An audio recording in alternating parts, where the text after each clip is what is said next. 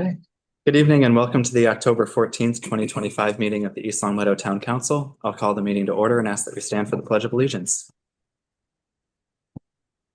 I pledge allegiance to the flag of the United States of America and to the republic for which it stands, one nation, under God, indivisible, with liberty and justice for all.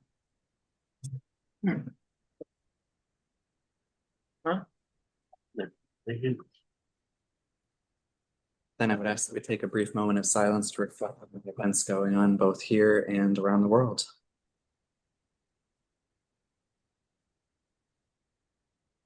Thank you.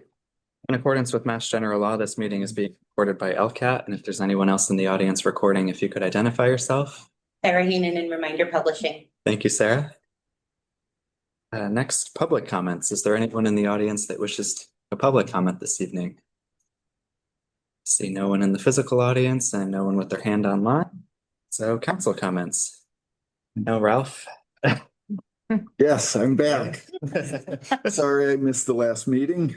I do have two concerns or thoughts for Tom. One is we passed the transparency bylaw, and I'm just wondering if we have a time frame going forwards when some of that will be rolled out. I notice under our transparency tab, there's nothing yet. So that's one. The second is, and this goes back quite a while ago, at the transfer station, we approved funding for a holding tank for the waste oil. Mm-hmm. And to my knowledge, at least as of the last time I was there, they're not accepting waste oil. Nothing's been done. And I want to say we're looking at least a year and a half since those funds were approved. And I'd like to know just an update on it. Okay. Thank you. That for you, sure. Great. Thank you, Ralph. Anyone else have a comment this evening? Okay, seeing none, we will move to the town manager report. Hi, Tom. Hey, good evening.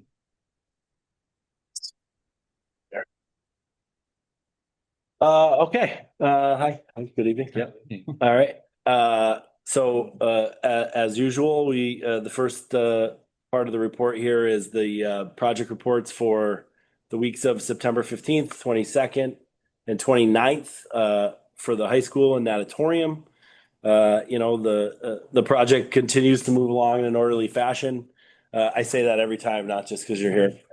The school building committee recently voted on a change order to address some fire sprinkler water pressure issues, which I think we had talked about previously. But our contingency is still in very good shape and project is still on time and on budget.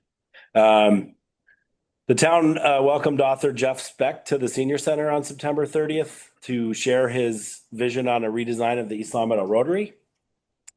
For those that were unable to attend in person, the video of the presentation is posted on LCAT. Thank you, Jamie.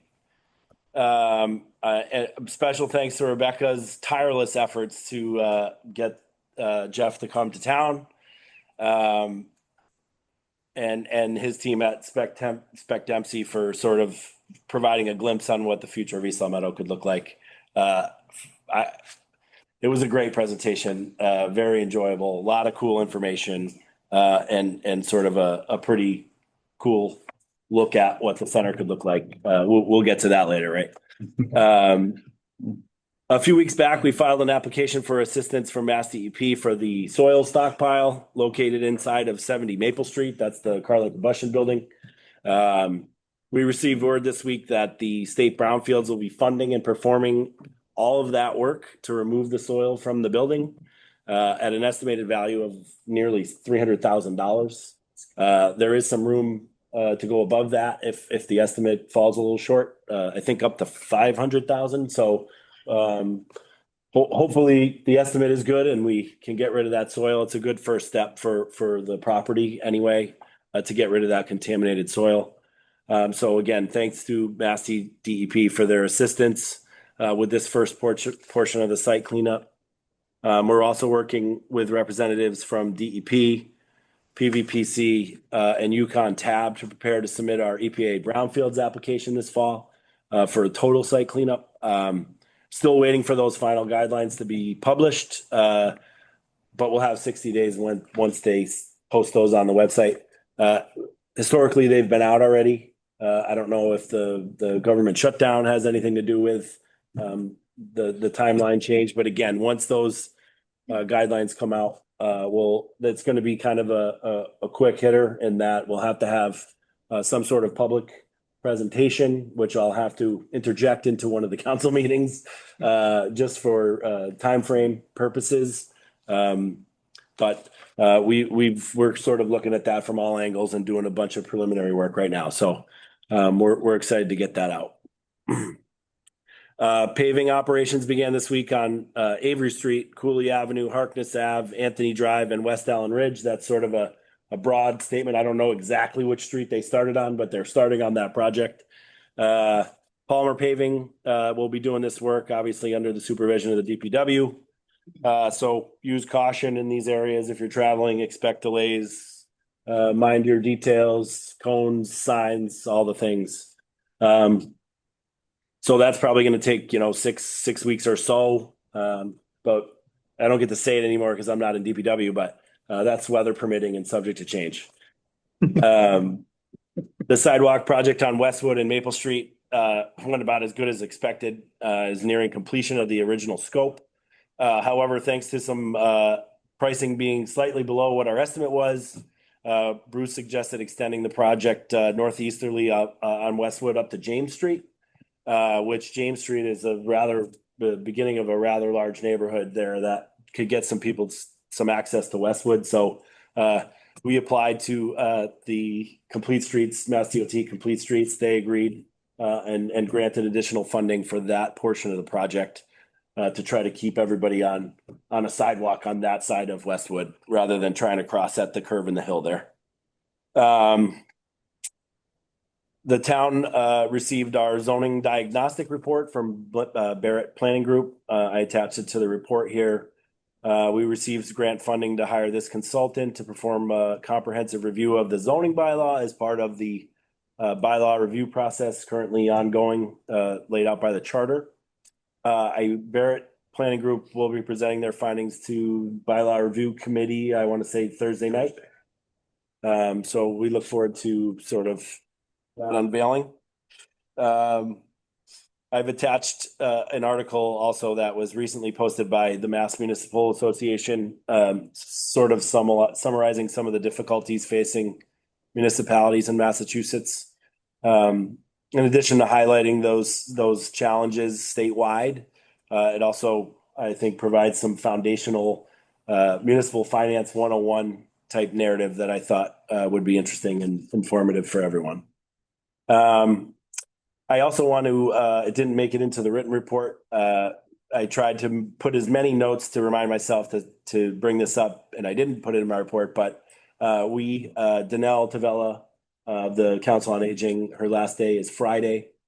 She's been with the senior center for 18 years, provided invaluable service to our community and the members of this community. So her last day is Friday. If you get a chance to get over to the COA, wish her well. Upcoming events, big Oktoberfest on Saturday at noon at Brown Farm, always well attended.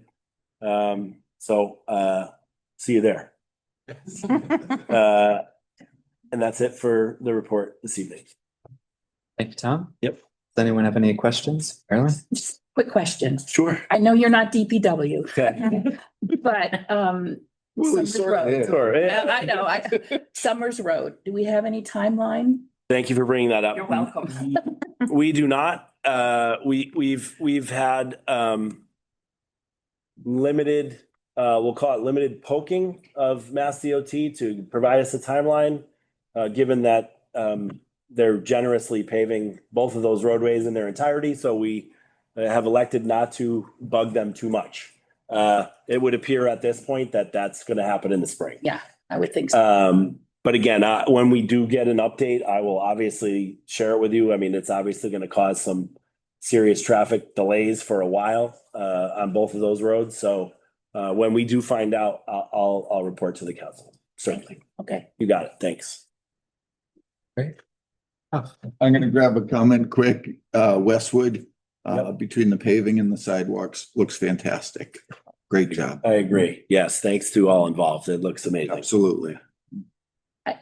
Steve Manning, who is a former selectman, had a conversation with me a couple of weeks ago, and he's amazed at what we've done with sidewalks. I mean, that whole project started back when he was a selectman here, Really. and I was working with him. So it's come a long way, but it's really coming together. It's great. It is great. Yep. Thanks to the DPW. Any other comments or questions? Okay, seeing none, we will move to communications, correspondence, and announcements. The two that I have this evening, we received notice from the Board of Directors of Brownstone Gardens that we're having a 50th anniversary celebration of Brownstone Gardens on Saturday, November 1st. It's a wonderful accomplishment for them. And secondly, flip to the next one. The Clutter Doctor Incorporated is also having a 25th anniversary for conducting business in East Long Meadow, November 5th. So it's nice to see two long tenured institutions in town celebrating anniversaries. Those are the only announcements that I had this evening, unless anyone had anything else. Okay, seeing none, let's see. Oh, 6:15. Yeah. Good timing. Yeah, we talked enough to get there. So, this is a public hearing for a flammable storage license application for DeLeo Gas Company to store temporary propane tanks at the construction site of the new high school. The council members are Jim Lyden, Anna Jones, myself, Connor O'Shea, Marilyn Richards, Ralph Page, John Torsha, and Kathy Hill. And I would ask the clerk to read the legal notice into the record. The East Long Meadow Town Council will hold a public hearing on October 14, 2025 at 6:15 PM in the media room of the Council on Aging located at 320 North Main Street to address an application for a flammable storage license for DeLeo Gas of 630 Sunderland Road, Worcester, to install a temporary propane storage tank, actually it's storage tanks, at 180 Maple Street, East Long Meadow, which is the construction site of the new high school.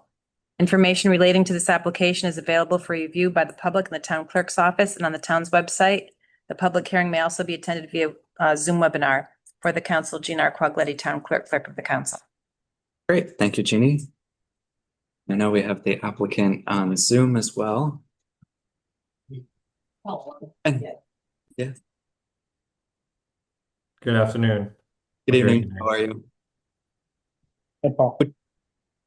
If I'm just Marco with Fontaine Brothers, so I just want to come up here to introduce myself, and then I'll let Paul talk on what we talked about and what I went over with Fire Chief about what we're planning on doing and how we're gonna heat the building for the winter. So great, perfect. if you have any questions, Paul, I'll let you start and we'll go from there. Plans are Yep, what time. absolutely. Go from there. Absolutely. Can you guys hear me loud and clear? Yes.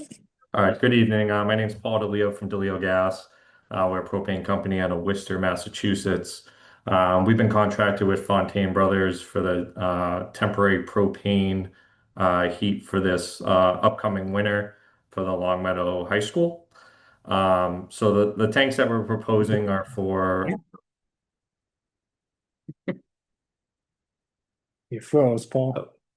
to maintain a temperature, not only that's comfortable for the workers that are there, but also the materials that are getting installed to stay on timeline. The fire department has been on site with Mark Hogan, who's in front of you right now. We went over the tank locations on how they're going to be the certain setbacks that need to be required off of the house, off of the building and off of the property lines. We've done multiple projects with Fontaine Brothers with the numerous schools that they've done throughout Massachusetts. So this is fairly common for winter conditions. The propane tanks that are going to be on site will be protected with Jersey barriers because there will be construction equipment moving around the site. And everything will be permitted through the fire department and local gas inspector in terms of the heaters and all the gas piping.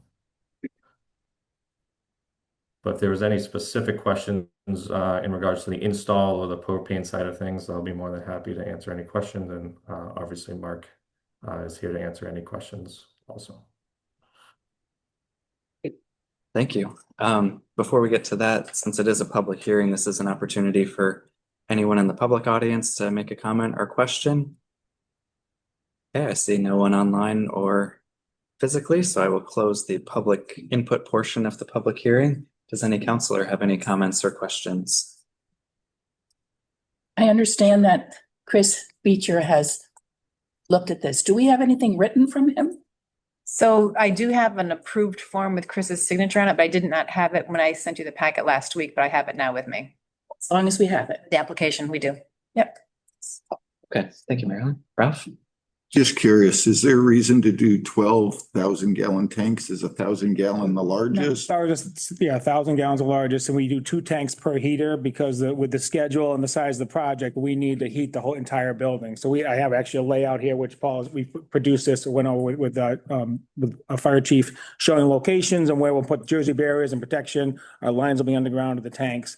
But the reason with that, we do 2 tanks per heater because we want to draw as much propane to make it as much efficient as possible. And so when you don't use half a tank versus a whole tank, so it kind of works together. But that's kind of why each heater will use 2 tanks and it's separated around the building. You already answered my other question, is if the lines were going to be underground or. It's underground, and then like Paul had mentioned before, once the tanks are set, we set them, we run our lines, we hook everything up.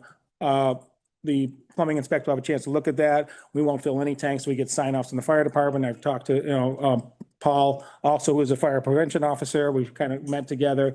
And so everything will be kind of signed off and cleared before we fill any tanks and anybody says anything. Great. Somebody online with their hand up? Oh, sure, we can.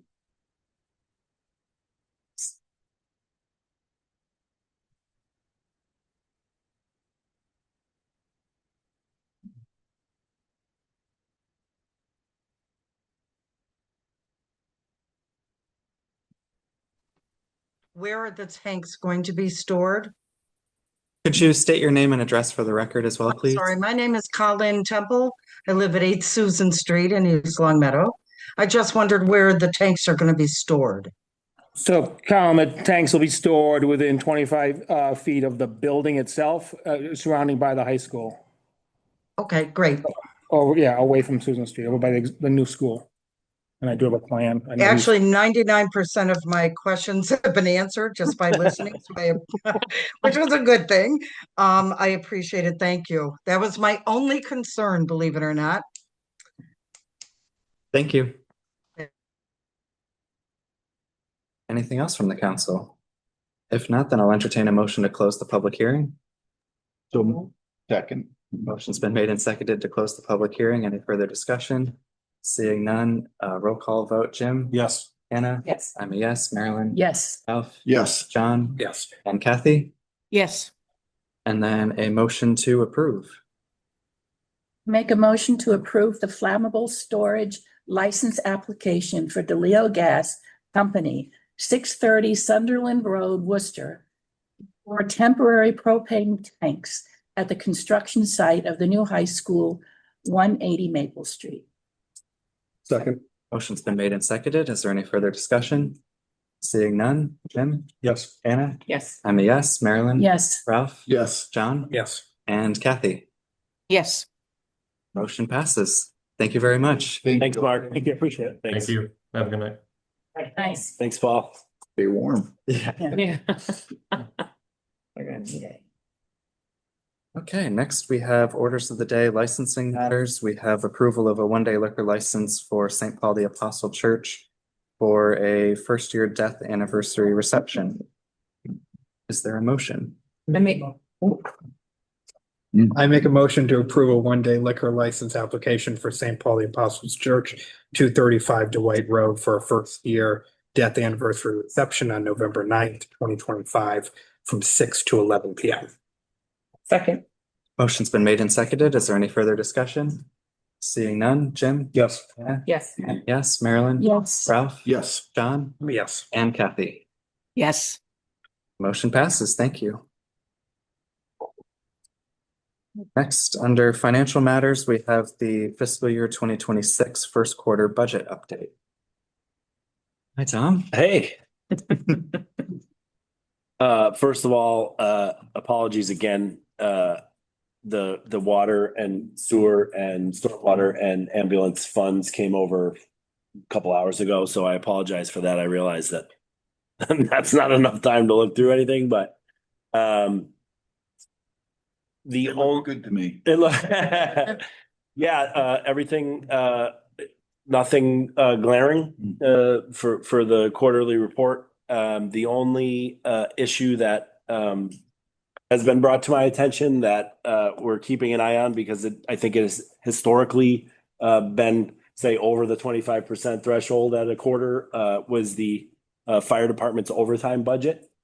This was due to two of our firefighters being out on injured on duty, which obviously their shifts need to be backfilled.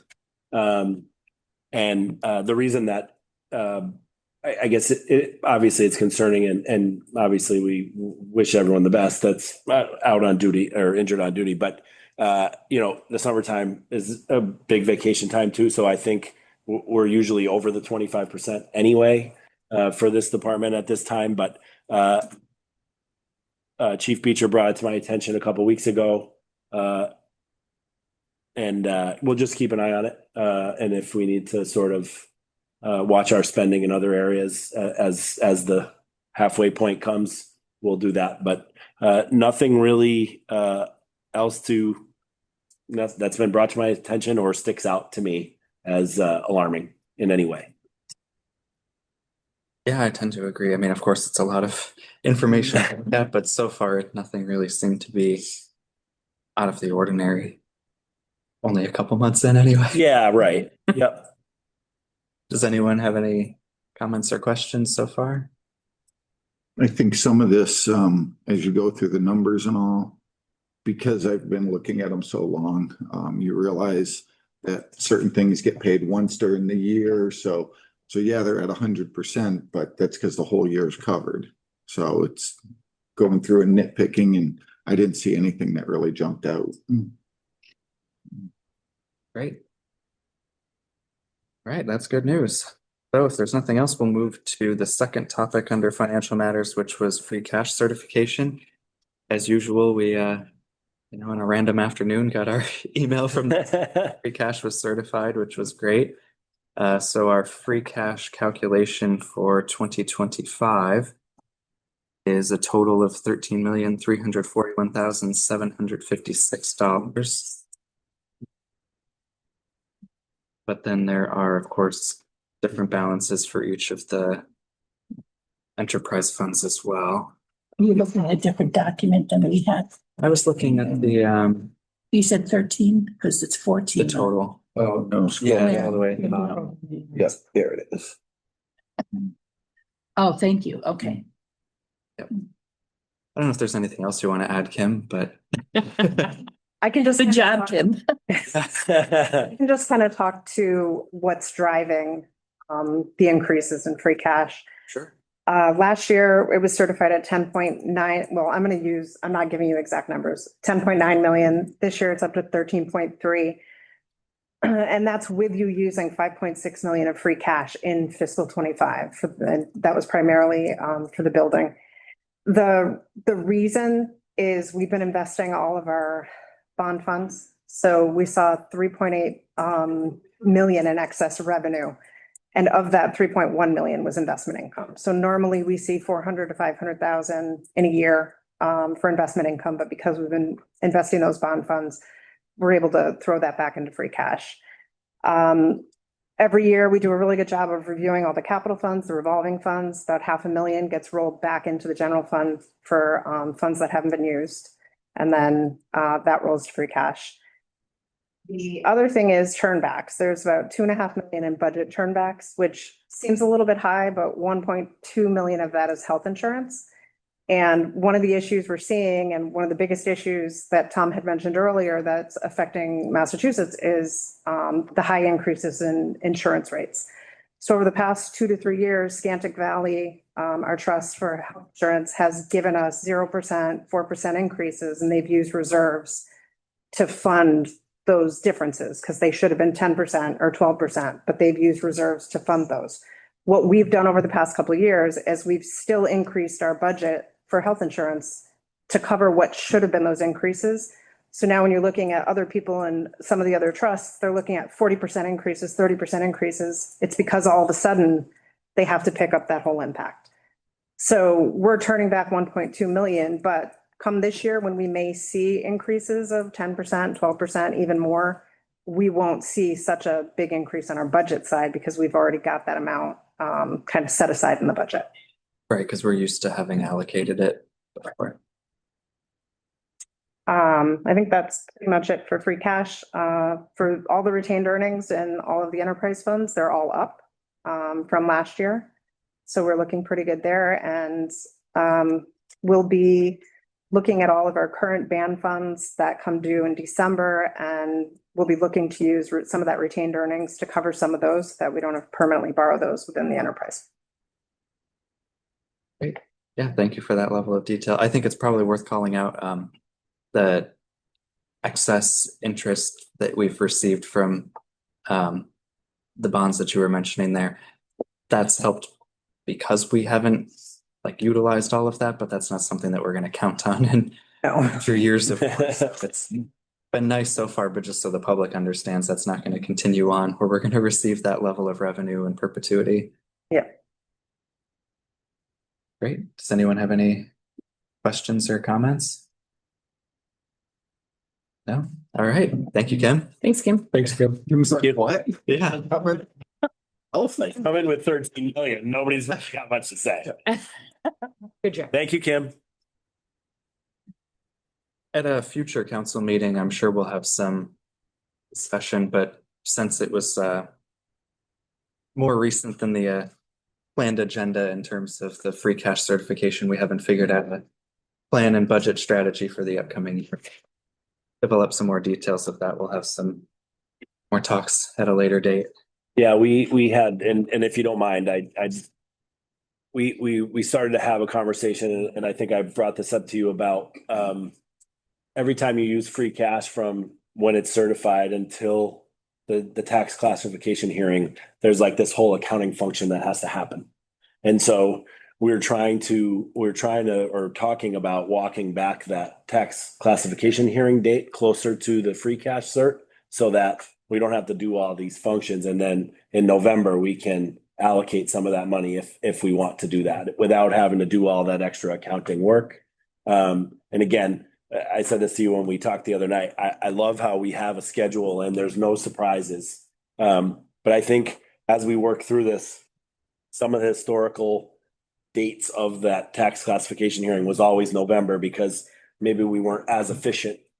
And certainly before that, because of an late October town meeting, right? Even more appropriately, I think we can start walking that back a little bit so that we can get into a little more functional conversation with the free cash a little earlier in the year, prior to Thanksgiving even.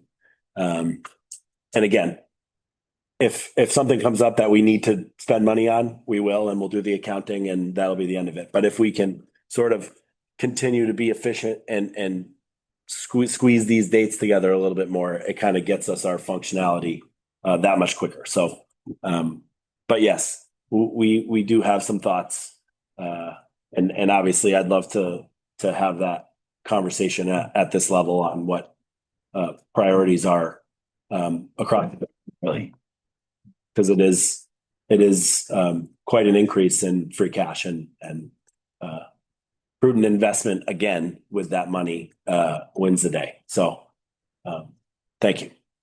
Thank you, Tom.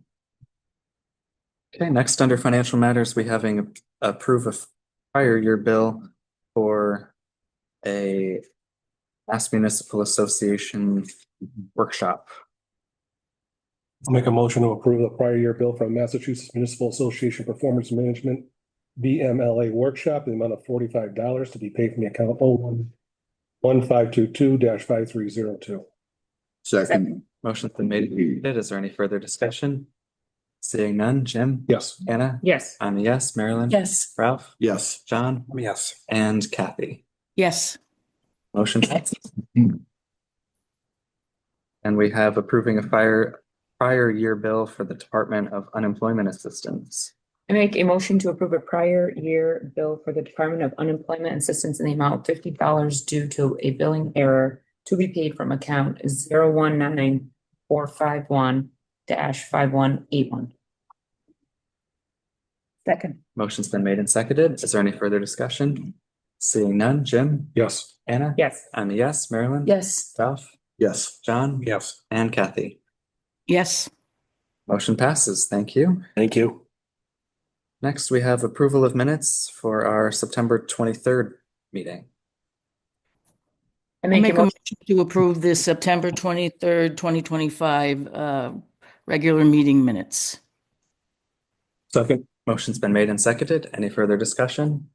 Seeing none, Jim, Yes. Anna? Yes. I'm a yes. Marilyn? Yes. Ralph? Abstain. John? I'm a yes. And Kathy? Yes. Passes. Thank you. Next, we have no old business. So under new business, we have first discussing the Rotary design plan and next steps. So I think as Tom mentioned in his town manager report, we had that incredible presentation back at the end of September with a conceptual idea of what the Rotary could look like. Of course, that's just a concept. It's not for anyone watching in the public. That's not saying this is exactly what it's going to look like and turn out to be. But I think the question now, and I'm sure Tom can add some more commentary to it, is where do we go from here? It was a great presentation. But of course, if we actually want to, does the council even want to see something like that move forward? And if we do, of course, what the next steps we might need to take to make something like that a reality. I don't know if there's anything else you want to add to that, or if that's a good summary, Tom. Yeah, I mean, it is a good summary.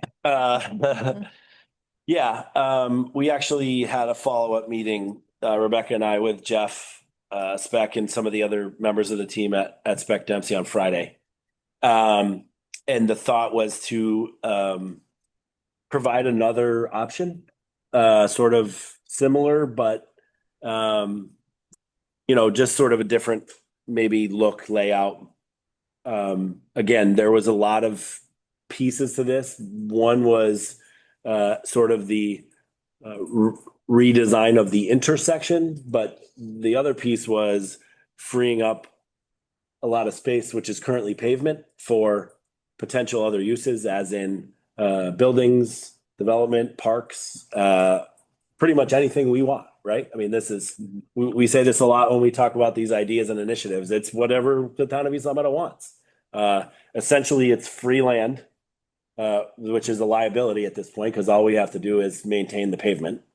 But if in this layout, for instance, we're creating all this space that doesn't exist right now. So it's kind of cool on a bunch of different levels. Say nothing of the fact that I don't want to pick on our Rotary too much, but I think at a fundamental level, even those of us that have been doing it their entire lives know that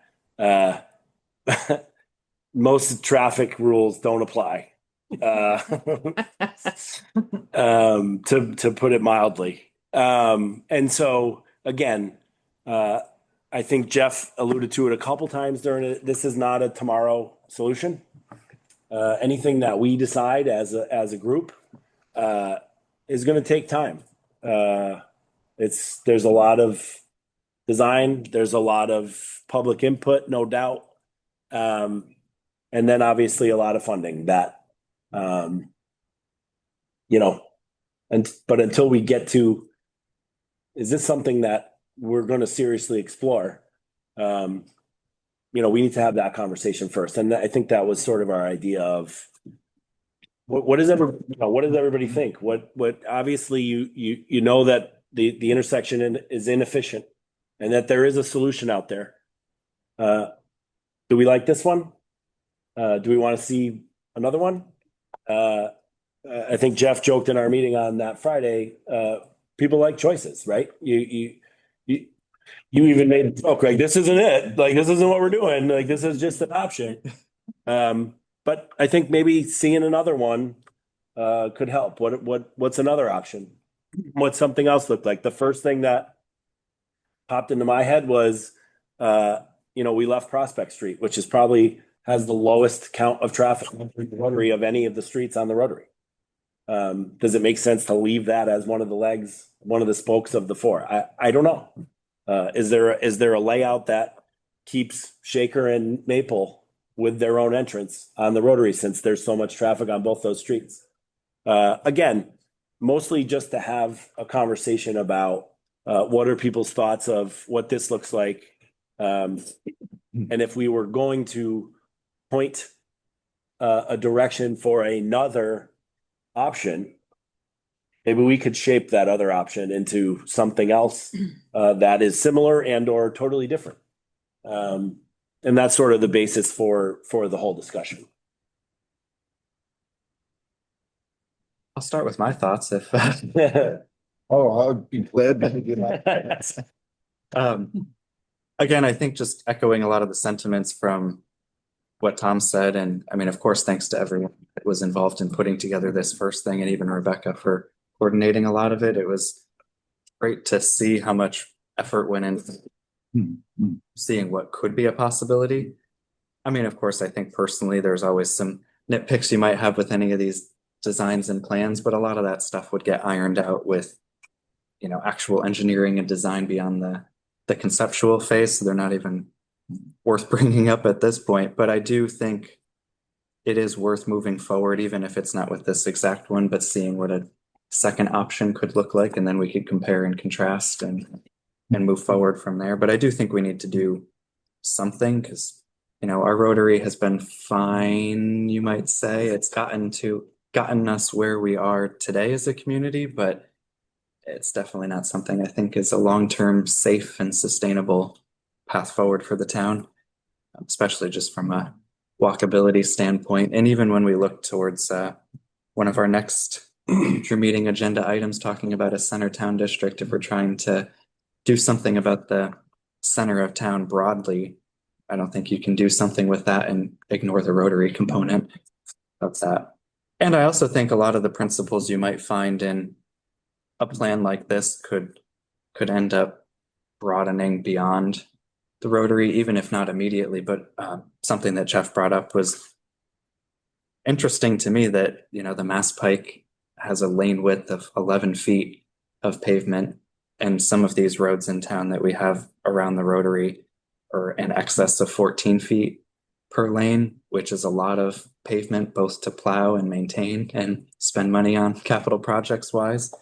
So something like that as a standard could be revisited even townwide, which is intriguing to me. And then I also think even when we look at what's currently the town hall building, knowing that the future plan in the next 10 years is for that not to be the town hall building, given 382 North Main Street. So if a future design freed up space in front of it, whether there's buildings there or not, there could be some interesting use of the old building and green space in front of it, whether it's a public market or art exhibition or something. I mean, community events there instead of center field. There's a lot of opportunities there. But those are my broad thoughts, but I think it's a good idea to move forward with exploration. I agree with Connor. Down. I've looked at a number of these over the years, and I said this at the night of the presentation. I mean, it was an amazing exercise that we all went through, but this plan has potential, whereas we had other plans that had drop dead parts to it that we could never move forward. I know you talk about perhaps doing another plan to think about. I can't tell from this plan what kind of an impact the changes are going to have on the people that live in these areas.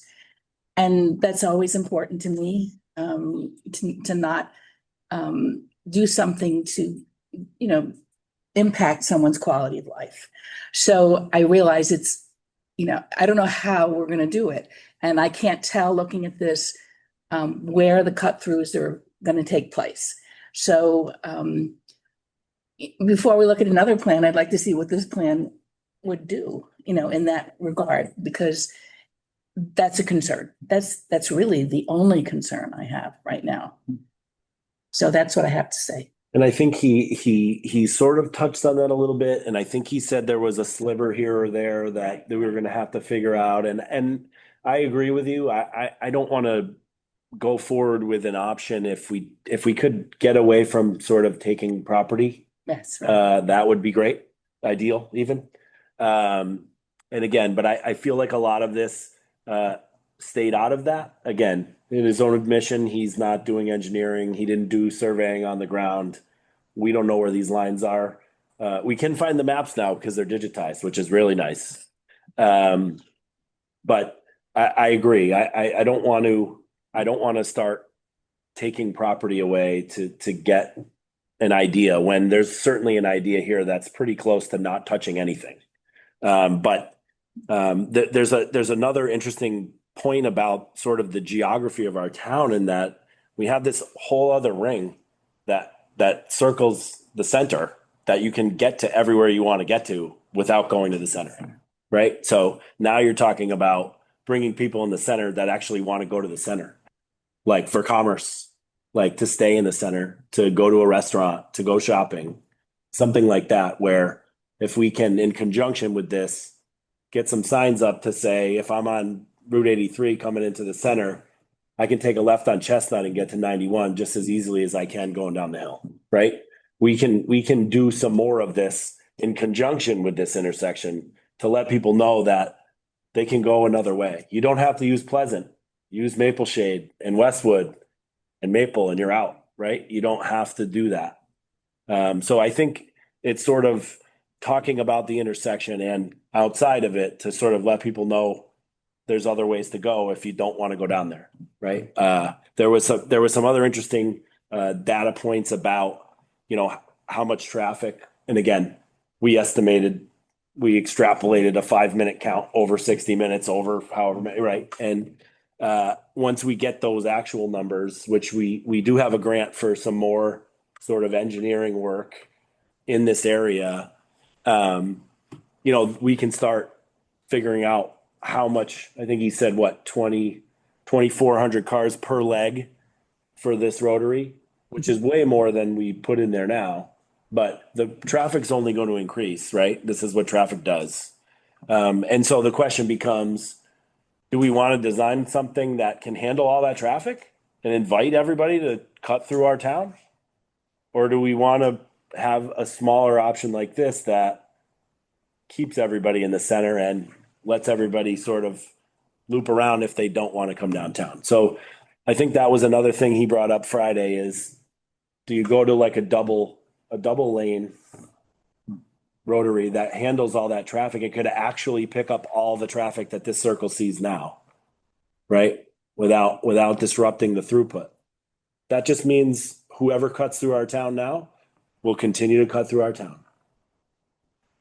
So that's something else to think about in terms of what we want to see in terms of traffic. Do we want that circle to keep handling increases in traffic and we'll take everybody else's traffic? Or do we want to sort of advertise that this is a little circle in the center of town and we'll handle which traffic we think is good for us? And here's another way around if you'd like. So there's a lot of theory around designing an intersection like this. And again, I probably butchered Jeff's explanation of it, but there is that other option to support all this traffic in a better way, but we don't have to. It's just something to think about. Other thoughts, Ralph? So I recently drove through Six Corners in Springfield, which has 6 roads coming into a rotary. Mm-hmm. And it is amazing how efficient it can be when the rules of the road are normal and the people in the rotary have the right of way to go around. Traffic travels through there very smoothly. And I think a true rotary would actually handle more traffic than what you would think, because people know when they enter, that's it, you go through and you're done. I do have a few concerns with dropping this all the way down to 4 roads, bringing Prospect Street into it. Like you said, I think Shaker Road coming in would make more sense considering Prospect has a lot less traffic on it than some of the other ones. But I do think it's worth looking into, maybe coming up with another option. I do like the idea of, like I said, basically making, like Connor said, the roads narrower. I mean, we've always known that it just feels like a freeway coming in, and I think a little bit later you'll see some data that we have that supports certain speeds coming into the rotary. So Yeah. but I will say he did a fantastic job. It got a lot of people talking, a lot of people thinking. And I think there's a better way to handle the center, so. Yeah. Do you have anything you want to sort of add? Did I miss anything from our Friday meeting, I guess, or not butcher anything too much? I might just clarify like one point. Sure. That makes sense. So I think with the design that you have, the 1-lane rotary around roundabout, he had pro bono asked a engineer to give like an estimate of what the throughput would be. And it looks like the design that we have would create a reduction in throughput. So less cars would be able to move through than what's presently moving today. So that's the point that Tom's making about, you know, maybe there's a way to have cars move around to these arterial roads and, you know, keep people that want to go to the center in the center. And the other points that Jeff was making, that was if you want to have Mass DOT come down in the future and help fund this, they may not want to support a reduction in service. And we also have potential new development happening in the industrial garden park. So maybe you do need a design that's going to at least maintain the throughput. And at a minimum, it seems like it's worthwhile to have 2 different designs, one that maintains, one that accommodates. And then we could use one of these other grants that we have to do the traffic analysis for both designs alongside of the arterial roads. So it's not just, oh, this rotary and roundabout can handle this, but what can the town handle in a more comprehensive view? And I think you need to do the side by side with the arterial. That's just me. And really what I pulled from Jeff, I should. That's what, yeah. Thank you. Connor, can I follow up real quick? Of course. Being in the planning board, I do believe a traffic study had been done of the rotary. I'm not sure if it was by Pride, Mr. Bolduc, when he was looking to expand that. One of the businesses had done it because I know he had delayed because he was going to try and grab theirs so that he didn't have to pay for it. But I'm pretty sure through planning, we may already have, again, it's a few years old. Yeah. But it'll get us a general idea of the amount of traffic. Okay. I don't mind taking from someone else. Well, yeah, no, that's, we might have to go in the basement for that one. Thanks. It's fully organized now. I'm kidding. So did you say that Pride did or didn't when they were doing, remember we had that like preliminary meeting with them for the And building, I'm not right? sure if they did. I'm again, I know. Let me, I know okay. there was a couple different There's a projects. file because they had a plan they submitted. Right. Oh, okay. I had forgotten that they submitted that. Because it had been so long ago. I'll take a peek. Anyone else have any other thoughts? Anything, Kathy? I'm listening to what Tom was just speaking about, the traffic study, and something in the back of my mind just popped up, and that was when the MGM Casino was coming online back in, help me out here, 2018, 19. I think that I don't believe the town paid for this, but I think a traffic study was done so that we as a town might be eligible for that impact mitigation grant, which ultimately we did get funds from. But I can't say with certainty, but it just strikes my memory that there was one done to determine, was there a fair amount of traffic coming out of Connecticut going through the Rotary, heading to Springfield for the casino. Yeah, so that was the reason that we got and continue to get the mitigation funds, was the increase in traffic on North Main. The traffic study itself is sort of lacking. We actually had to make a case last year that more people use Maple Street than North Main Street to get to the casino, which puzzled me because I don't know why they only looked at the increase in traffic on North Main Street, if you can believe that. So I don't think they actually did it on Summers. It wasn't as comprehensive. Correct. Right.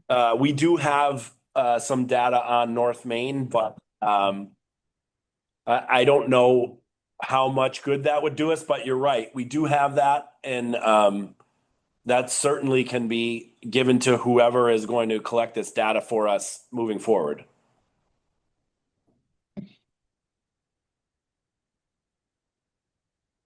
So I think in summary, to me, it sounds like some good next steps would be whatever the second plan option might look like so we can compare and contrast things.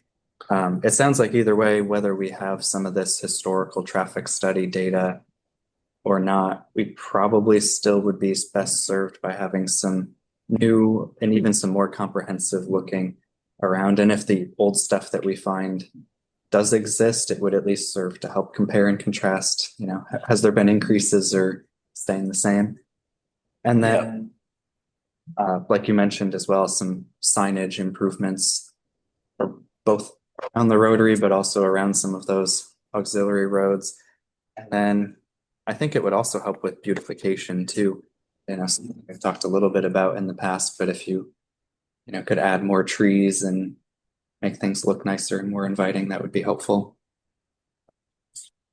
Sure. One other comment, as I'm looking here at the new conceptual plan and then the aerial view of the town center, I'm amazed at that parking lot. All of that asphalt, That's all it is. we were all responsible for, approving it because our parking bylaws are such that you need so many based on, the use. And when he spoke about getting rid of some of that and encouraging street parking, which would make it more walkable or just user-friendly and actually slow traffic down so you're not having speeders coming through. I'd like to see something done in that area because it's terrible. When I look down at it, I'm embarrassed that we were actually responsible for making these decisions. But it's all asphalt, and I understand why, but maybe we can do better. Yeah, well, again, I guess I would say don't be too hard on yourself. I think I think Center Square was a real sort of catalyst for the town at the time, right? And like adjusted that parking formula after we got into it and realized we didn't need, as the uses grew and needed more parking, we realized we didn't need the parking formula that we had. So we backed away from it a little bit. So yeah, and even Jeff alluded to it again, that planning and zoning has been done in such a way for so long, and now we're realizing, well, maybe that's not the best way to do things, and put all your stuff over here and all your stuff over here, and you got to drive to get to everything because nothing's near each other. So it's again that was perfect in 2000, right? okay. You know what I mean? Like that's what the town needed. And so this is why we continuously look at all this stuff. This is why we look at the charter every 10 years and the bylaws every 10 years. And you gotta keep moving. You can't give yourself a hard time for what you did 40 years ago. That doesn't make sense, right? You just have to keep getting better and changing with the times. And But a picture speaks 1,000 words. there's a lot of pavement. It is. I didn't go to the meeting. So when I got the reminder on Thursday and I looked at this, and I'm like, there is no way that this can match that. So I literally took both and had them side by side, and it was amazing what job they did on the proposal, or not the proposal, but the kind of Schematic, yeah. concept. And I mean, I think I would be sad to see the rotary with all 6 roads go, but I mean, I think like if it makes sense, you know. There was the woman who was concerned that we would lose our identification. Yeah. in Guinness World. Or Guinness, I know. But yeah. Our Ripley's Believe It or Not, which my joke has now been to say that Ripley's Believe It or Not is just a list of things that shouldn't exist in nature. But just overall, I don't know where we're going with this, but this is like a very exciting first step, I think. Yeah, I agree. So just one last footnote. Sure. I did see, I'm not sure if they were a resident of our town, but I guess they took it to heart. That Shaker Road, you could now take a left onto Maple Street. Because as I was coming up to the intersection, he put his directional on Shaker and turned onto Maple Street without going through the rotary. So I'm not sure if he saw this diagram and went, I can turn right now. Ready. It just shows though how confusing it Very is. confusing. When you've used it so many times, you don't think twice about it. When you're coming in from out of town and you see that, Mhm. it's a shock. And I think like you've alluded to, you know, when we were one of the only or one of the few rotaries, roundabouts, whatever you call our contraption. Rotary Plus. That's what we used to call it. I mean, it was pretty uncommon statewide, but now I think we've seen so many of them be designed and implemented around the rest of the state that the overall rotary design at a state level has improved leaps and bounds over the last 20 years. So there's a lot of different ways to do things. They just did one in West Springfield. Yes. Yeah, and I was like, oh God, what is all this construction? And now it's like so beautiful, like it's perfect, so easy. Yeah. Oh. Great. If there's no other comments, we will move on to our next. Thank you. Thank you. Tom. Next, we have our fiscal year 25 metrics from the building and planning departments. Okay. Here he comes. Sure. Ron. Hi, everybody. I'm Will Cahalan, the building commissioner here in East Long Meadow. Good evening. Still relatively new here. I prepared a couple notes. If everyone has it, I'll just talk through kind of what I have. So at the building department, we administer the state building code and enforce the zoning bylaws of East Long Meadow. So we work with a lot of different departments like planning, fire, health department. You know, we're kind of constantly coordinating with other town departments. And I just want to give a quick shout out to our team, Michelle, Caitlin, Heath Dion, and our new electrical inspector, Corey, who just started today. So we have a great team and everyone's really responsive. We have a couple goals at the building department every day. We want to be efficient and fair, and most importantly, available to our residents and our contractors that we work with. And those kind of all tie together. I'm turning to the second page. I'm going to spend a little time giving you an update on our code enforcement efforts. So code enforcement is split between enforcing our state building code, but also our East Long Meadow zoning bylaws. Something that I'm really excited about that we've implemented in February is now we have a centralized database. So we're moving everything digital now. Now we have an online form that residents or anyone who feels they need to report a complaint or a code violation can do so online.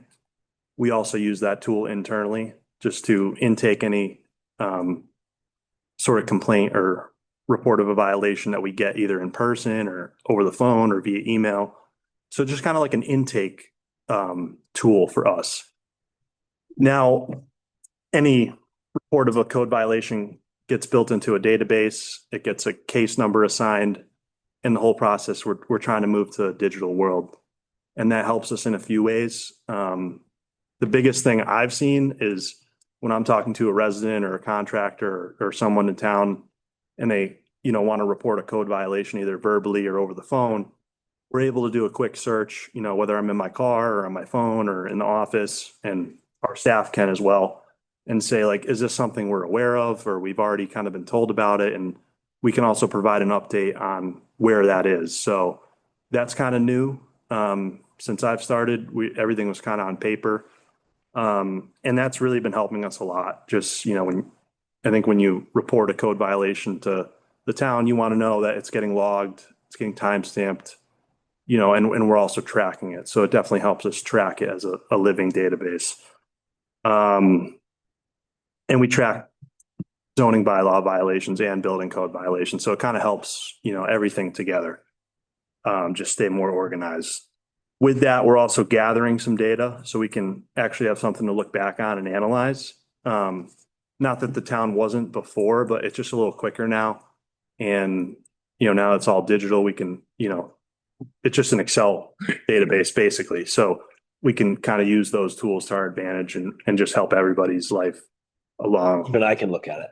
Yeah, everybody can look at it. It's really helped with FOIA requests. Some folks, we get FOIA requests, so they want to see what's going on. Now that's like a 15-minute process, whereas before, I think you just go through and make copies of everything. So it just helps our response time, and that's important too. Like we don't want anything to go on. I'm turning a page to the violations received page. So we kind of went digital in February. So since then, we've received 71 zoning violations or logged, excuse me. So these are a mix of proactive and internal complaints intaken. And then we've also received 25 building code violations for a total of 96. So about, 10 a month or so. We have some common code violations. That's also something that helps us track is like, what's the trends? Like what do we see a lot of, I think that's just helpful, even on the building code end of things as well, because those problems can be kind of more complex than just seeing just a small, issue. It just helps us stay organized. Next page is the status of the violation. So we're also assigning a status to everyone. And I'll start what it means for a closed violation, which is currently, as of last week, 51% of them are closed. That means that we've done multiple follow-ups to the situation. We've worked with the residents or the contractors or property owners to work through that violation, and we're tracking it as, a closed issue for now. Obviously, we still have that data if the issue pops up again. So that's what we're defining as closed. And then you'll see a lot of our inspections, 34% of them are in re-inspection status. That means that we feel it requires further follow-up or, an inspection, or we're taking an active enforcement action with that property owner. So we're either trying to work through a solution or we need more, property owners need more time. They all kind of live in that, and those are probably our, larger priority just because, we've already made an effort to kind of work through those. We do have 10% of our complaints are labeled as new. So that means they're either in our pipeline to be scheduled with inspection, or we've recently intaken it. So we're just kind of looking at it before we go out. And then a small percentage of them, less than 5%, is in the draft stage. So that means we've already reviewed it, the initial intake of the complaint or initial report, and it's kind of a work in progress. We're not necessarily closing it. We're not necessarily re-inspecting it, but we're just kind of keeping it there until we assign. The long-term goal with all that information is just so we have some data to track. We can identify, our mistakes, see how we can improve, getting any of those complaints closed out and addressed efficiently. And then switching gears to kind of the pure building code administration and zoning enforcement. So on the pure building department end, we're up to, as of last week, we're up to 570 building permits, which seems to be on track for a similar number to what, we did year end from last year. You can see there's a lot of plumbing and electrical and gas permits that are kind of constantly going out. Some of them are bigger, more complicated projects. A lot of them are smaller, residential type stuff. Spend any time at the high school? Yes, we've been. Yeah, our whole team's at the high school, several times a week, which is cool to see. I mean, there's 180 people are working every day, so it's pretty neat. We get to see it, a couple times a week or so. So that's really cool. And I think the only thing, we're on the building department end, purely building department end, we're tracking for a similar year. And I think that's great because there's been a lot of material, issues with the economy. So it's good to see that everything's kind of moving. So projects are still starting, and that definitely keeps us very busy. That kind of goes back to what our team wants with the code enforcement end, is that we can just be as efficient as possible with that, and then still make sure that we're accessible to builders and residents on the building department end, because those are very time sensitive projects and we need to give them answers. So that's about it. I think that's all I have. Great. Well, thank you. Any questions? I know Ralph will have some questions or comments, but I just want to say I love the format of these slides in the presentation. It was definitely very easy to follow and informative. So thank you for putting that together. I'll let Michelle in our office know. He's got a good design touch. Ralph. I only have two. Am I assuming the gas permits, when they come in for an inspection, that's done by the plumbing inspector also? That is, yeah. He's basically doing over 310 between plumbing and gas. Correct. Some of those are kind of all together, like a water heater is exactly. like a quick plumbing, gas and electric. But that's correct. In Massachusetts, plumbing and gas is their own inspector licensing, and then same deal with electrical. Yep. Other states are different. But in Massachusetts, like I have my building inspection license, so we kind of all have our different areas of expertise. The second is, I've got a question with regards to illegal signage. Yes. And I'll use one only because I saw it recently, like John's gutter cleaning. Yep. That he puts on any town property he can find. He thinks a car is going by. Do we actually contact who's ever putting the sign out as far as the company and saying, hey, these are illegal? You shouldn't be installing them here. We do, and I've got about 10 Mr. Gutter signs in my car right now. But yeah, we do, and I think something that you take them up on Thursday and they're back by Monday. So I think it would be great if we had some sort of action. Like we call and we reach out and we say, hey, please do not put this on town property. We can't just spend a time in our day picking them up. But I think there'd be that could be good to have some sort of other repercussion that kind of discourages that. And I guess that was my next question. Do we ticket them for consistent illegal? Yeah, I don't know that we currently have a mechanism to do that, but I think that would be great if we could. Just just violating a bylaw, I guess, right? General bylaw violation. No,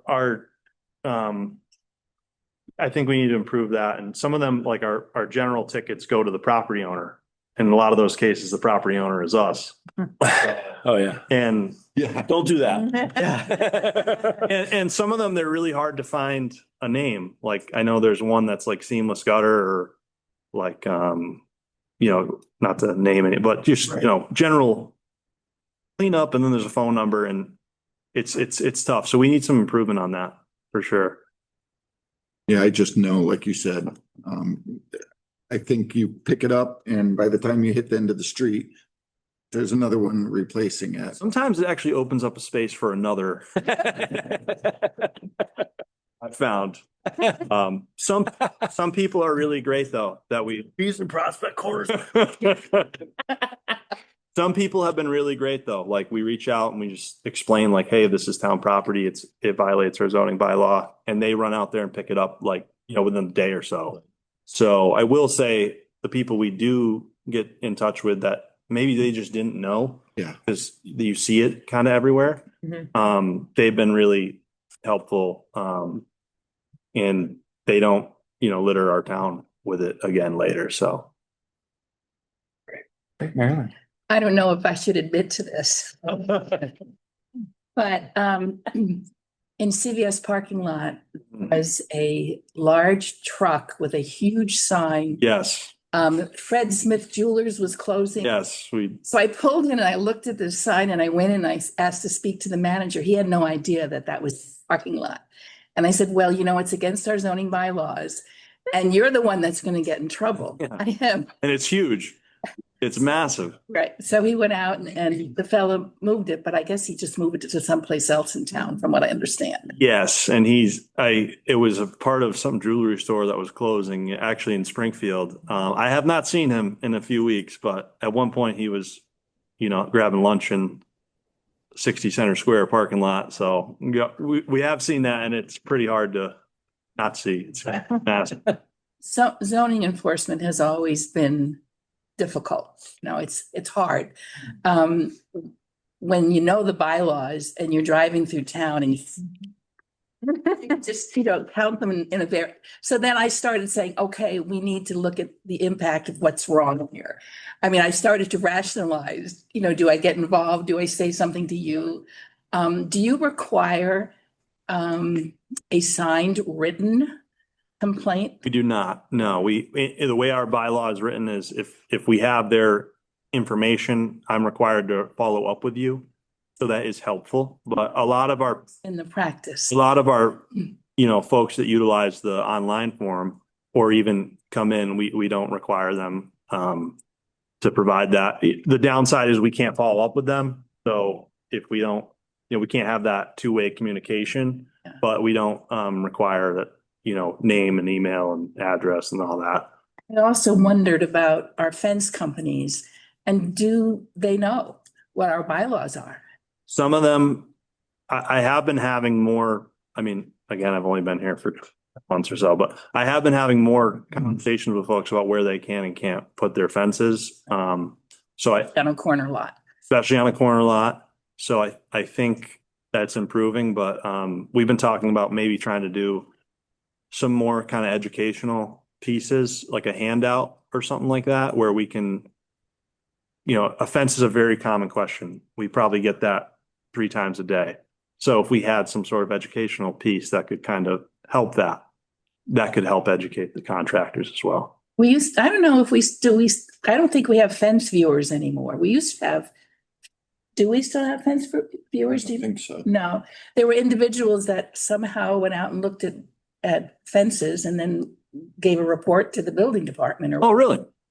And Not in your budget. I honestly think it was a community service project and it wasn't paid. It wasn't a paid. But we had a situation where the fence was illegal, and so the homeowner just planted arborvitae in the front of the fence. Right. You don't see the fence anymore, but you still have the problem because the obstructive, on the roadway. So Of course. it's an issue. Yeah. And I think that's something in the zoning bylaw review would be good to look at as well, Great. I think I think the metrics here are great too. We've talked about it for a couple years in a row about a zoning enforcement officer. And you can sort of see how much zoning takes up the building commissioner's time just on that one slide, right? So, obviously we'll see, we're getting some data points here, which is great, but I think it's probably going to go a long way to justifying adding a position for, even if it's just part-time zoning enforcement officer at some point, either this year or next or shortly down the road. Thank you. Thank you so much. Well, appreciate it. And next we have Rob for the planning. Yeah. Hi, can everybody hear me okay? We can. Perfect. So it's good to see everybody again. Rob Wachilla, Director of Planning. So I'm just going to give a brief overview of, permits and how they relate to my department. So typically for the permitting side of things, we usually permit for three of the land use boards in town, which includes the Zoning Board of Appeals, the Planning Board, and the Conservation Commission. So I'm just going to go through each board individually. And mind you, the period that we measured for the number of permits was fiscal year 25. So that's July 1st of 24 to June 30th of 2025. Typically, the way we do permits in our department is that we label a calendar year next to them versus a fiscal year. So in order for us to kind of measure how many permits we had for each fiscal year, we kind of had to look through our folders and splice them out individually. So first, I'm going to start with the Zoning Board of Appeals. Usually for Zoning Board of Appeals in most towns, including ours, they meet on an as-needed basis, and typically they approve 2 permits. So you have what's called the administrative appeal. Typically, administrative appeal is when you appeal a zoning-related decision of the building commissioner. And then we have what are called variances, which is essentially a justifiable deviation away from literal enforcement of the town's zoning regs for a specific number of reasons. As you can see for FY25, we had 2 administrative appeals that were filed with the Zoning Board of Appeals and 3 variances. That's about consistent with what you've seen over the past fiscal year or two. Nothing out of the ordinary with that board. They've met about, I would say in calendar year 2025, they've met 3 times so far. So typically not much activity going on there. Next, I want to move on to the planning board. And obviously the planning board is the special permit granting authority, and they also handle most of the town's land use permits. So they have a lot more activity than the zoning board. So numbers are also very consistent for the planning board as well across fiscal years. The only difference I noticed between this year and the previous fiscal year was the number of special permits being more than the number of A&Rs. So typically you would have your approval not required, otherwise known as an ANR, be more in quantity or number of permits filed versus special permits. And a big reason why special permits were, so for FY25, we had 10 of them. The reason why they were so high for this year was because we permitted about 3 massage therapist facilities and about 2 to 3 restaurants in that entire time span. Since then, we have enacted a zoning change in which now we allow for massage therapists to go there by rights in the districts where they're allowed versus allowing them through special permit. So you're going to see that number most likely go down next fiscal year just because of that zoning change alone. And for the other permits, and I'll give some quick background on what each of these are. So special permit, just for folks who aren't familiar with what that is, special permits are when a certain land use or certain type of use of land has to be authorized by the planning board. They call that discretionary approval. You have what's called site plan review, in which a development or a project is allowed by right, which means the town can't technically deny it unless they don't meet the upfront requirements of what we're looking for. We only had 2 of those in fiscal year 25. And I believe the high school, it was in 2024, but occurred in FY24 because the public hearings were in the spring. That just missed the cutoff point for when the fiscal years changed. So that was a pretty low number. The number for this fiscal year has already exceeded this number in terms of what was filed. So we're already seeing shifts in the opposite direction. Approval not required is a subdivision control law permit. So it's not really something that's regulated by zoning. It's when a property owner takes a piece of land and they have a surveyor either divide the land or combine 2 parcels or more into one bigger parcel. So typically with that one, you would see that exceed the number of special permits, but because FY25, you had those changes going to effect for special permit, you had more special permits than approval not required. Lastly, for the planning board, I just want to say zoning changes was 5 in total for FY 2025. Some of those changes included the recently, well, not so recent now, but adopted accessory dwelling unit bylaw, which was a very big effort on the town's part to promote more affordable housing and housing options for folks in East Long Meadow. We also had other changes, including commercial kenneling. We had the change from massage therapist facilities and other amendments which are escaping my mind. But that was actually an all-time high over the past few years for zoning amendments. So fiscal year 25 is definitely an anomaly. Sorry, my English isn't so good today. Anomaly for the number of zoning amendments we've seen gone through. And I know I just said a lot to you guys, so I'm just going to take a quick second and just kind of transition from the planning board to the Conservation Commission. So the Conservation Commission is the last of the three boards that we provide assistance to. And they also had a pretty busy year as well, but certain numbers do coincide or are consistent with previous fiscal years as well. The number of notice of intents has been steady at around 5 for 2025. So a notice of intent is when a developer who is within either 100 feet of a wetlands or they're within 200 feet of a stream or a river has to get approval from the Conservation Commission to build anything or disturb anything. Next, you have what's called a request determination of applicability. They call that an RDA. Typically, you have those issued when you're kind of in a gray area to determine whether or not a project may or may not need approval from the Conservation Commission. Usually those are issued one of two ways. They either do what's called a negative determination, which means you don't have to get any further approvals from the Conservation Commission. You can go ahead and build and get the building permit, or they have what's called a positive determination, which means you do have to file the notice of intent next. So you're going to see there's a big skew for RDAs in FY 2025.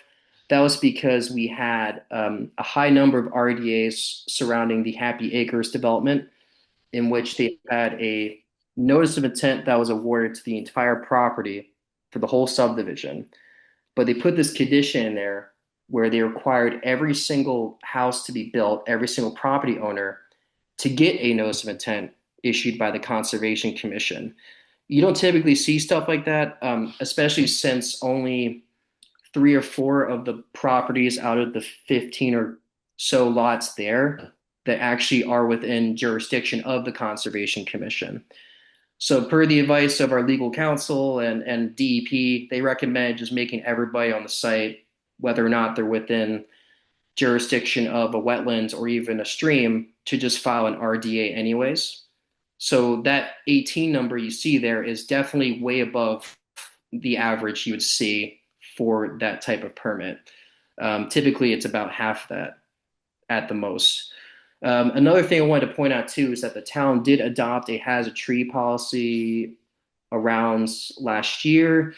So what that does is that allows for folks who have a tree that's within a wetlands jurisdictional area, which means they're either in the wetland or within that 100-foot area. They can have the trees removed in an emergency situation without having to wait for the Conservation Commission's approval. So under state law, under the Wetlands Protection Act, the Conservation Commission has to approve trees that can be cut down in that area, including ones that present immediate hazard and safety to people in the area. And the way that works is the homeowner has to first get a certified arborist to deem a tree a hazard, that it needs to come down right away. Because we adopted this policy, Alex from my office, Alex Grigorov, who's our planning and conservation coordinator, can go to the site, and after the person had an arborist check the tree out, sometimes I'll go to the site and meet with the arborist who's already there. They can have that tree removed a lot more quickly than it has been previously. And because of that new policy adoption, we've noticed the number of hazard tree filings go up more than what they usually are. And I guess just a final food for thought, just to take away from everything that I've discussed today amongst the three boards. So we did implement OpenGov early on in fiscal year 25. I think we had to go online for planning board and zoning board in August of last year. And then conservation didn't catch on until about the spring of this year. We've noticed it actually improve willingness to apply for a permit. And what I mean by that is so say if a business owner calls, right, It could be a person who needs to get a special permit with the town, whether it's for a restaurant, whether it's for retail, anything that requires it. Typically, special permits take about a month and a half, 2 months to get awarded to you because there's a 3-week advertising requirements. You have to advertise a public hearing for special permits within either 2 weeks or 1 week before the hearing. It's a requirement under state law. And then afterwards, there's a 20-day appeal period. So you're taking this process that's pretty long.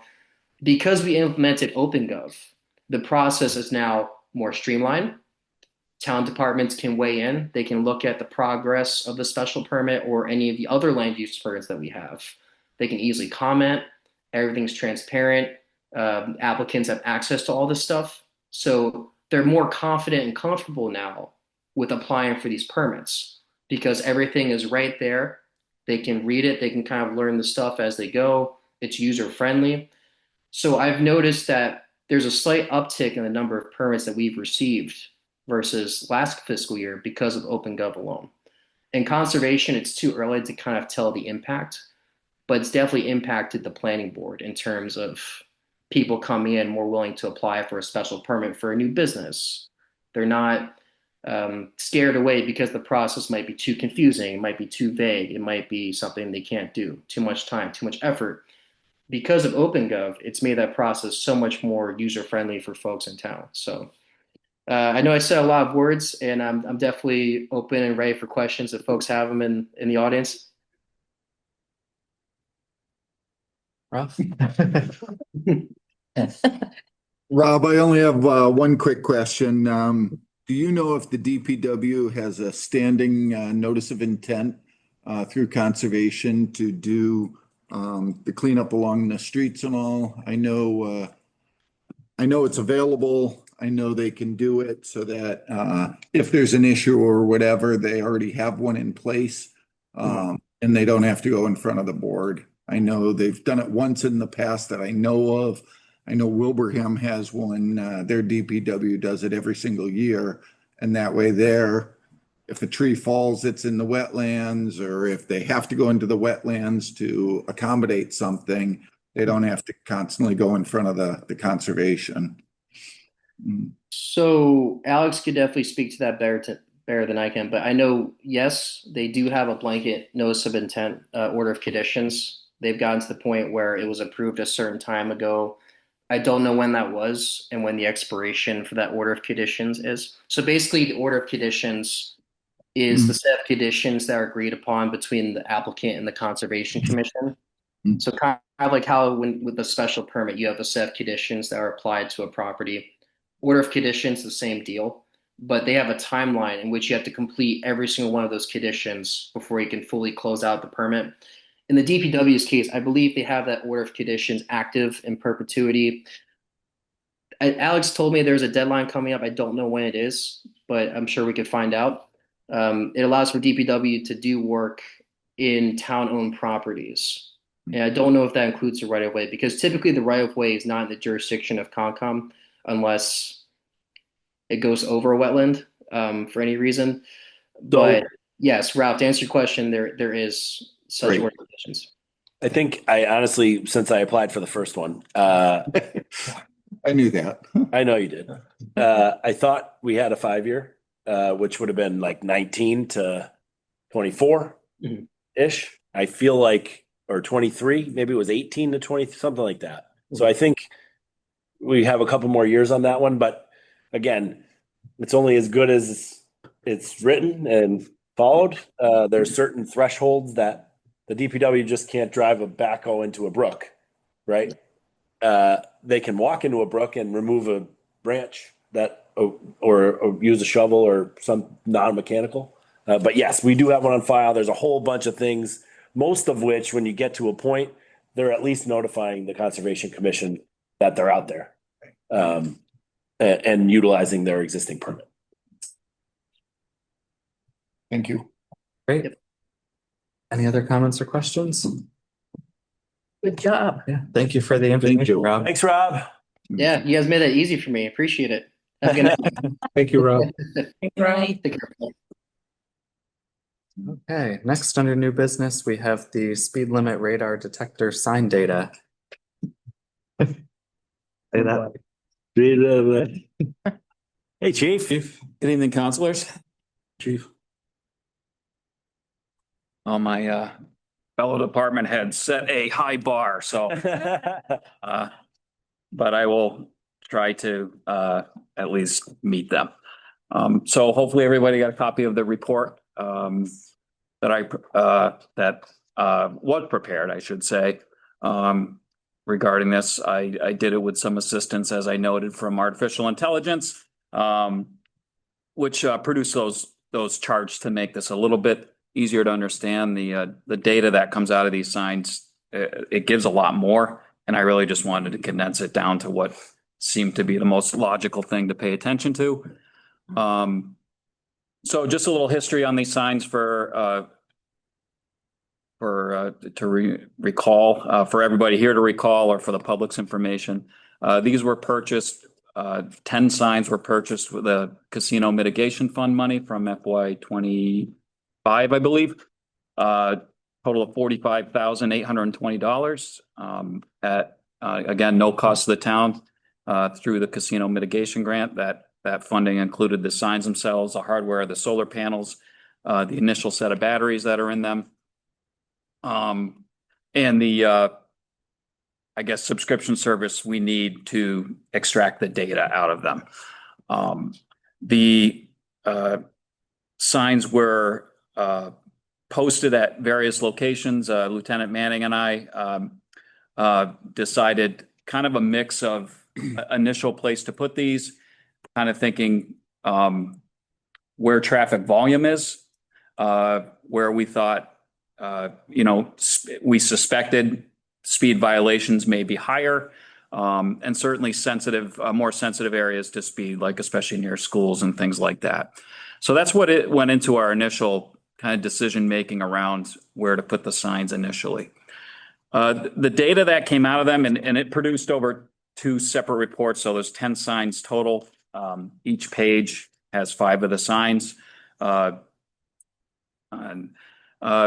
would say the data is somewhat mixed right now in terms of the results, in terms of reliability is not the right word I want to use, but I think we learned some things in pulling the data out of these signs. One, we had some problems pulling the data out, which admittedly was probably more user error than technical error. So it has been a learning lesson in how to get the data out. So these signs will store data for about 6 months before they start overwriting. And they were installed, I believe, in like March or early April. Then it took us a little bit of time to go around and program them to set them the way we wanted. They default to be programmed at 25 miles per hour speed limit. They just turn them on, and they just assume the speed limit is 25. So any area that wasn't a 25 zone, we had to go around and reprogram it. And the settings are customized where we can set when do we want the numbers to start flashing, when do we want that strobe light that you see. Admit it, we all see it. Don't say they've never seen the strobe light. I see it all the time. At what point does that activate and say, hey, pay attention, you're going too fast. So I think what I've learned, again, I'm trying to be brief, in this data, I was initially like, wow, some of these speeds are actually lower than I expected. But what we've discovered is, I think some of this has to do with placement of the sign. Best example of that is probably Maple at Fairhaven. Where that sign is placed catches the traffic slowing down to turn onto Westwood. So I think that artificially lowered that number quite a bit. Whereas you see then down the street, Maple and Norwood, you see a much different result in terms of the speed measurement compared to the speed limit. I think Prospect Street, the sign there as well, I think is a little closer to the intersection of Chestnut, to the point where I don't think traffic is necessarily at full, normal full acceleration, where maybe I think if it was placed in a slightly different spot, there would probably be some higher readings there. Maybe not significant, but some. And Kibbe Road as well. Kibbe Road, we actually have access to some data from a different provider that indicated Kibbe Road in terms of proportion of cars going over the speed limit and the you know, that was one of the highest spots in town. So we did want to put a sign there. I do think, again, the Kibbe Road one, maybe if we try relocating it, we may see a different result. Of course, it's certainly possible that these signs are doing their job. And so I don't want to discount that, and that maybe they are actually, drivers are seeing numbers and slowing down. So I don't want to discount that. But having said that, I am going to reevaluate where some of these signs are and also maybe totally move them to different streets, because it was never the intent to just plant these, all of them anyway, in one spot and never move them again. Certainly Elm Street, I think, arguably, given the schools, and the little kids walking there and things, that's probably a spot we're probably always going to keep, I would say. But some of these other locations, I certainly think are open to be moved. Of course, there's a lot of considerations that go into where you put these, not in just where do you think they would be most effective, but also, what's underground when you're driving a signpost into the ground. Not every resident wants a sign with flashing lights out in front of their house or another object to mow around. I can certainly appreciate that. So, as somebody who does not enjoy mowing his lawn, there's a lot of things to look at. But I am thankful for getting these. I think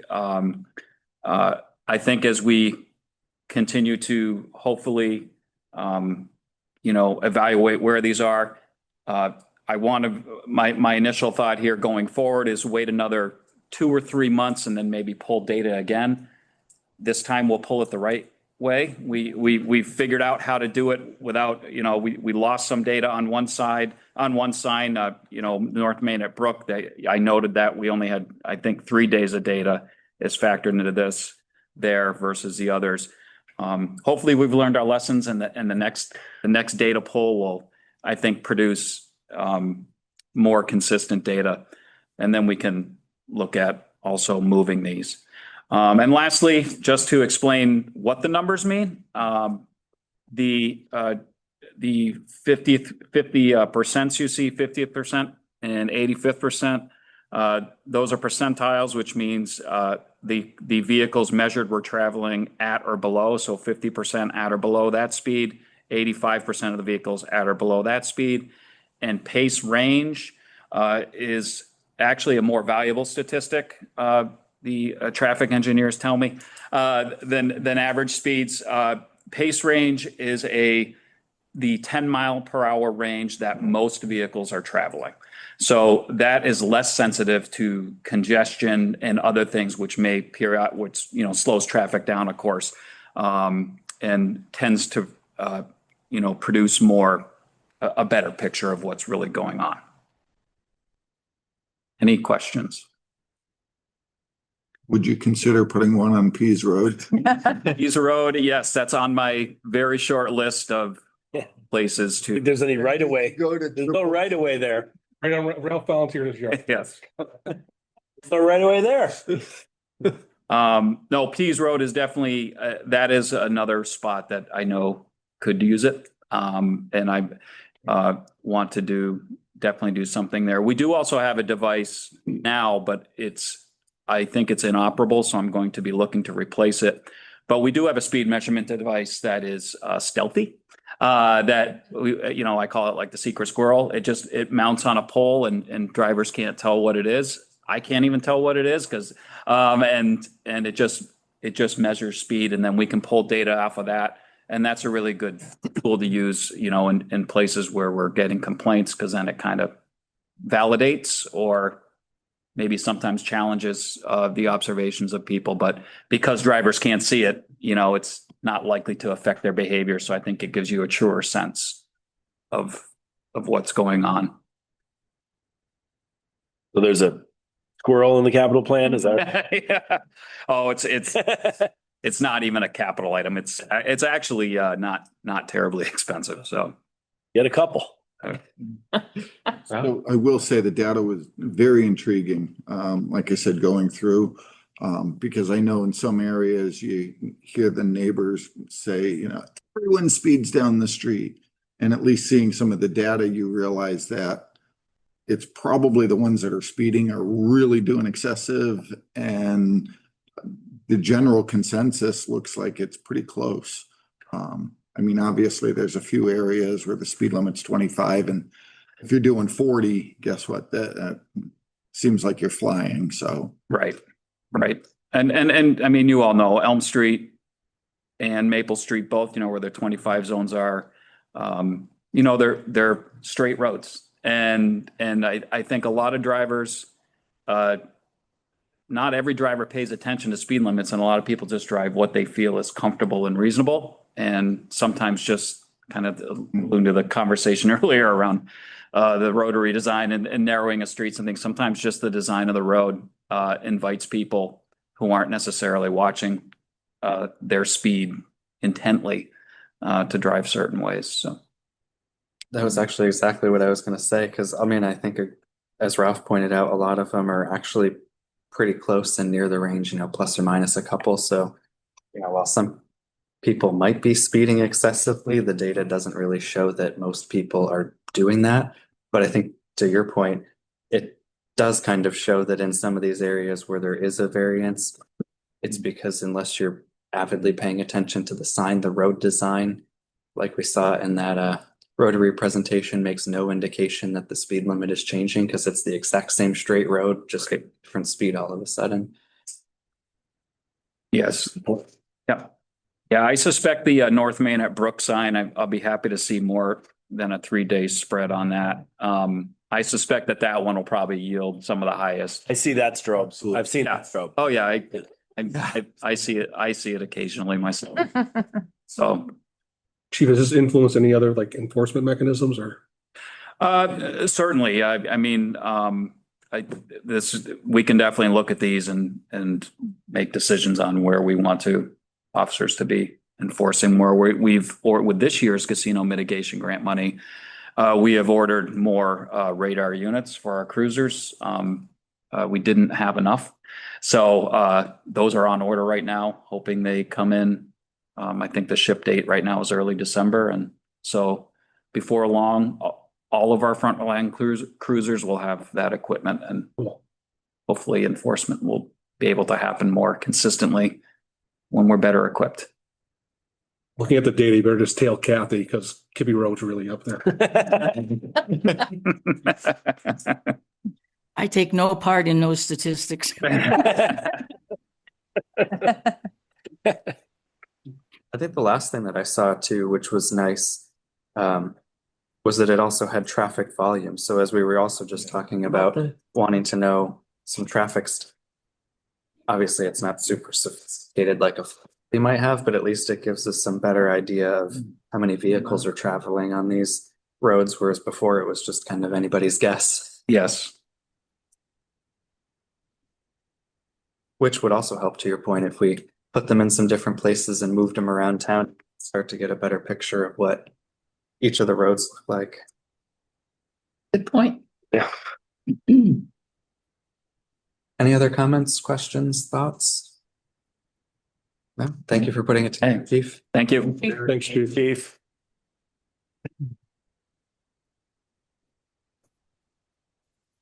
Okay, next on the agenda, we had discussing the Municipal Empowerment Act support.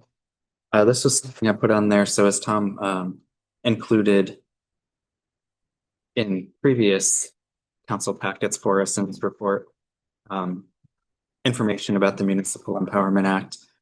I had also seen from the Mass Municipal Association that there's upcoming public hearings from the Joint Committee, Municipalities and Regional Government on the Municipal Empowerment Act, and they're accepting both written and oral testimony for them. And so I was mostly interested if the council thought that the Municipal Empowerment Act had good components to it, if we wished to submit some written support in favor of it. Just for the public's benefit, there's a whole bunch in there, so I'm not going to read all of it, but there's some changes to procurement kind of not eliminating the rules, but relaxing some of the thresholds to be easier to make purchases. It would also permanently support the remote public meetings and hearings. So it's kind of been something that ever since COVID has happened has just been extended and extended. But rather than it expiring in 2027, this would make it permanent, which I think has been beneficial to us. I know agree. each of us at some point has zoomed in, and rather than just having to miss the meeting, we're all able to continue to participate and help support the town.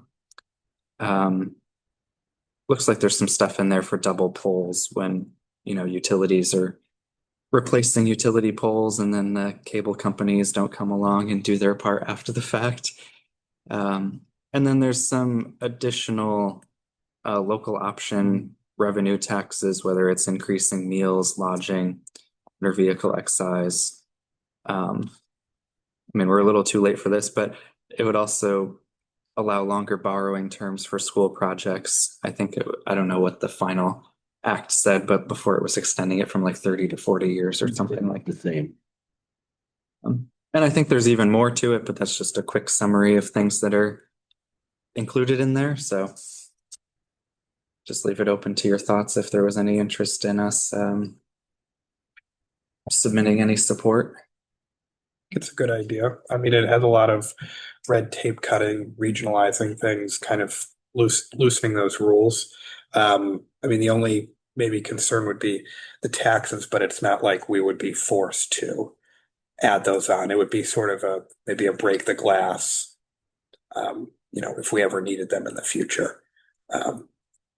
So I think, I think all the components are, and especially codifying public meeting, not only for our board, but all the other boards we have in town, to be able to have, folks continue to participate in kind of a more flexible way. Any other comments or thoughts? I'm just curious, is this like an all or nothing, the Municipal Empowerment Act? So in other words, if it passes, all of these are passing, or are they looking at still making adjustments to it, and like certain pieces of it would be approved where the others may not?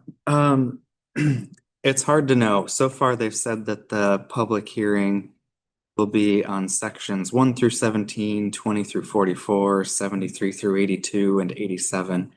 So it seems like they might be trying to cherry pick the parts that they like, but I think it's being presented as the whole thing, and then the legislature may not go forward with some things, may keep some things.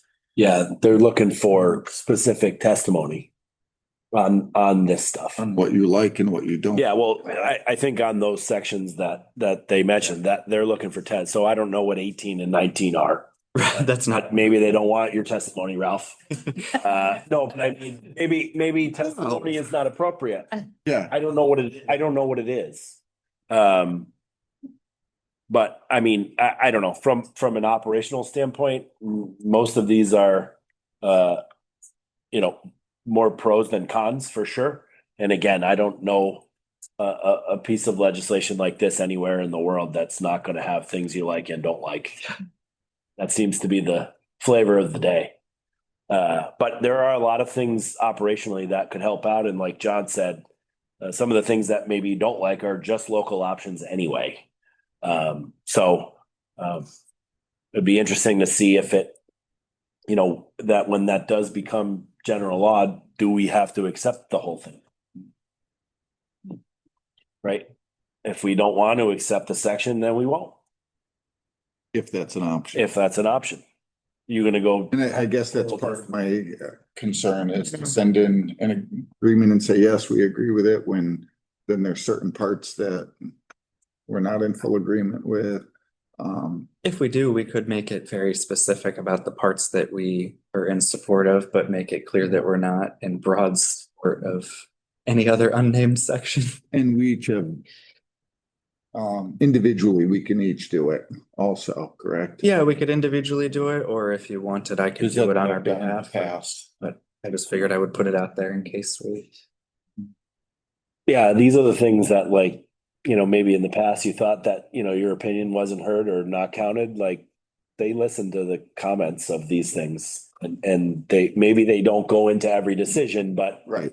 that's now in the public record that some people didn't like this so much and it went in anyway, which is functional, I think, from a data standpoint. There's strength in numbers. I mean, if there's, only a few towns that endorse it, or if it's majority of communities, that might make a pretty big impact on probably what they're considering. Or if there's a particular area that a lot of communities are like, let's pump the brakes on. Maybe it is the taxes. Yeah. Local options. Like the 30B from 50 to 100,000, the schools are already allowed to do that by state law. And so it would just be letting the rest of the municipality follow the same rule. So, there's not really much argument against that, I don't think, but you can't get anything for 50,000 these days.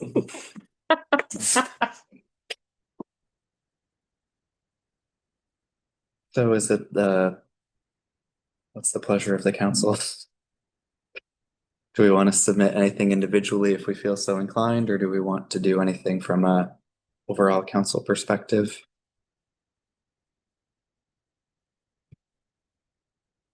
My thoughts on some of this is probably completely different than the rest of the members of the board. I will be submitting some on my own. But if the board wishes to do something, I'm fine with that also. Any other thoughts? And a lot of this is very good, by the way. A lot of things just make sense. Oh, absolutely. Best hold of 100,000. Individual. Okay. Yeah. Yeah, only also because, obviously there's that Oh, of course. that, need to look over before we're Yeah. sending our support. Sounds good. Thank you.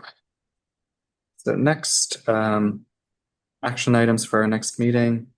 We can follow up on the transparency tab with the website. Our next meeting will be October 28th. So we already did the stuff for the 14th. I know we have upcoming the first reading of our Centertown District bylaw to then send to the planning board for their process and review. And I think that's the only thing that I'm aware of that we have scheduled for the 28th. Am I missing something?